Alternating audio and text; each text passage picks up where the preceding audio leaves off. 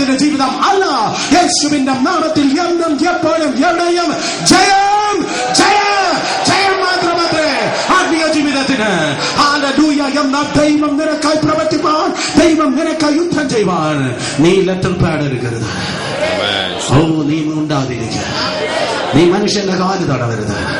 കാര്യം ന്യായമായി വിധിക്കുന്നവന്റെ കയ്യിൽ കൊടുത്ത് നീ മിണ്ടാതിരിക്കുക. അപ്പോൾ അവന്റെ സമയത്ത് അവൻ എഴുന്നേൽക്കുമോ. ശത്രുക്കൾ ചിതറിപ്പോകുക. 2000 വർഷങ്ങൾക്ക് മുമ്പ് അന്ന് യേശു സ്തോത്രം ഈ ലോകത്തിൽ വന്നപ്പോൾ യെരുശലേം പട്ടണത്തിൽ ഹല്ലേലൂയ അവനെതിരെ കൂട്ടാലോചന നടന്നു. അവനെ തുപ്പി നാട്ടിച്ച് അവനെ മുൾക്കിരീടം സ്തോത്രം മെടഞ്ഞവന്റെ തലയിൽ വെച്ച് അവനെ അടിച്ചു തകർത്തു. അവനെ ക്രൂശിച്ച് അവസാനം കൊന്നു കളഞ്ഞ് അവനെ സ്തോത്രം അതെ പുറത്ത് വന്നിട്ടും പുറത്ത് വന്നില്ലെന്ന് നിറം പിടിച്ച കള്ളക്കഥകൾ അവനെതിരെ പറഞ്ഞു പരത്തി. എന്നാൽ വേദപുസ്തകം പറയുന്നത് യേശു വീണ്ടും വരുന്നുണ്ട്. യേശു വീണ്ടും വരുന്നുണ്ട്. എത്ര പേർ പറയുന്നു യേശു വീണ്ടും? എത്ര പേർ വിശ്വസിക്കുന്നു യേശു വീണ്ടും വരുന്നുണ്ട്? ഇന്ന് രാത്രി ഈ ദേശത്ത് വ്യാപരിക്കുന്ന സകല ഭൂതവും കേട്ട് വിറക്കട്ടെ. യേശു വീണ്ടും വരുന്നുണ്ട്. യേശു വീണ്ടും വരുന്നുണ്ട്.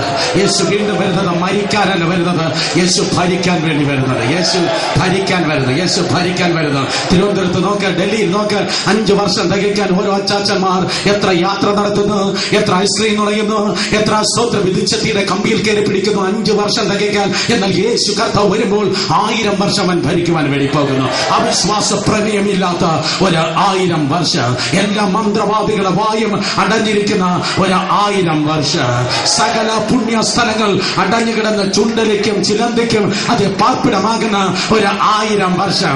എന്താ വേണ്ടാതെ? നിങ്ങൾ പ്രതിപക്ഷമാണോ ഭരണകക്ഷിയാണ്? ഒന്ന് സ്തോത്രം പറഞ്ഞാട്ടെ. 1000 വർഷം അതൊന്നും തുറക്കത്തില്ല, അതൊന്നും തുറക്കത്തില്ലെന്ന്. കാരണം നിന്റെ ടെലിവിഷന്റെ റിമോട്ട് കൺട്രോൾ നീ പിടിച്ചിരിക്കുന്നത് പോലെ മുഴുവൻ ലോക രാജ്യങ്ങളുടെ റിമോട്ട് കൺട്രോൾ രാജാതി രാജാവൻ കർത്താതി കർത്താവ് ദൈവാതി ദൈവമായ യേശു കർത്താവിന്റെ കയ്യിലായിരിക്കും. 1000 വർഷം അവൻ ഈ ലോകത്തെ ഭരിക്കുവാൻ പോകുന്ന 1000 വർഷം യേശു ഈ ലോകത്തെ ഭരിക്കുമ്പോൾ ഒരു LTTയുടെ പ്രശ്നം ലോകത്തിൽ കാണുകയില്ല. ഒരു അൽഖ്വയ്ദയുടെ ആക്രമണം ലോകത്തിൽ ഉണ്ടാകുകയില്ല. ഒരിടത്തും ചാവേർ ബോംബുകൾ എന്ന് പറയുന്ന ഒരു കാര്യം കാണത്തില്ല. ഒരു വേൾഡ് ട്രേഡ് സെന്റർ താഴെ വീഴുകയില്ല. ഒരിടത്തും ദുർമരണങ്ങൾ റിപ്പോർട്ട് ചെയ്യത്തില്ല. ആത്മഹത്യ കാണത്തില്ല. പോലീസ് സ്റ്റേഷനിൽ ഒരു കേസ് രജിസ്റ്റർ ചെയ്യുകയില്ല. സകല ജയിലുകളും സ്വതന്ത്രമായി, സകല ജയിലുകളും ശൂന്യമായിരിക്കും. കാരണമെന്ത്? സമാധാന പ്രഭുവാക്കുന്ന യേശു 1000 വർഷം ഈ ലോകത്തെ ഭരിക്കും. 1000 വർഷം യേശു ഈ ലോകത്തെ ഭരിക്കും. എന്നാൽ 1000 വർഷം യേശു കർത്താവ് ഈ ലോകത്തെ ഭരിക്കുവാൻ അവന് ഒരു തലസ്ഥാനം വേണം. ഏതാണ് യേശുവിന്റെ തലസ്ഥാനം? ഈസ്റ്റ് ഇന്ത്യ കമ്പനിയുടെ 1ാം തലസ്ഥാനം കൽക്കട്ടയല്ല, ഡൽഹി, ബോംബെ അല്ല, മാഞ്ചസ്റ്ററോ മഡഗാസ്കറോ മൻഹാട്ടനോ അല്ല. യേശു കർത്താവിന്റെ തലസ്ഥാനം. ഈ രാത്രി സ്തോത്രം ശ്രദ്ധിച്ചു കേൾക്ക്. അതെ, അവൻ മിണ്ടാതിരുന്നിട്ടും പിതാവായ ദൈവം, നീതിയുടെ ദൈവം മിണ്ടാതിരിക്കുന്നില്ല. ദൈവം അവനെ നോക്കി ഇപ്രകാരം പറഞ്ഞു: എന്റെ മകനെ, നിനക്കെതിരെ ഗൂഢാലോചന നടത്തിയ ഒരു പട്ടണമുണ്ട്. നിന്നെ തകർത്ത് കളവാൻ വേണ്ടി തീരുമാനമെടുത്ത ഒരു പട്ടണമുണ്ട്. നിനക്കെതിരെ കുരിശു പണിത പട്ടണം, നിനക്കെതിരെ മുൾക്കിരീടം മെടഞ്ഞ പട്ടണം, നിന്നെ വാൾ കൊണ്ട് അടിച്ച പട്ടണം, നിന്നെ തുപ്പി നാട്ടിച്ച പട്ടണം, നിന്നെ ക്രൂശിച്ച പട്ടണം. സ്തോത്രം. അതെ, നീ ഉയർത്തെഴുന്നേൽക്കാൻ പാടില്ലെന്ന് പറഞ്ഞ മുദ്ര വച്ച പട്ടണം. ആ പട്ടണം തന്നെ ആയിരിക്കട്ടെ. ആ പട്ടണം തന്നെ ആയിരിക്കട്ടെ. 1000 വർഷത്തേക്ക് നിന്റെ തലസ്ഥാനം. ഈ രാത്രി നീ ചോദിക്കും, ദൂത് എന്താണ്? ഏത് സഭയാണോ?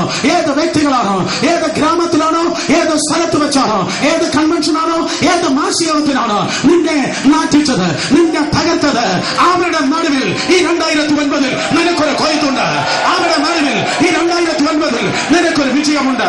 അവിടെ മുൻപിൽ നിന്റെ തല ഉയരുവാൻ പോകുന്നു. അവിടെ മുൻപിൽ നിന്റെ അവസ്ഥ മാറുവാൻ വേണ്ടി പോകുന്നു. അവിടെ മുൻപിൽ ദൈവം നിന്നെ മാറിക്കുവാൻ പോകുന്നു.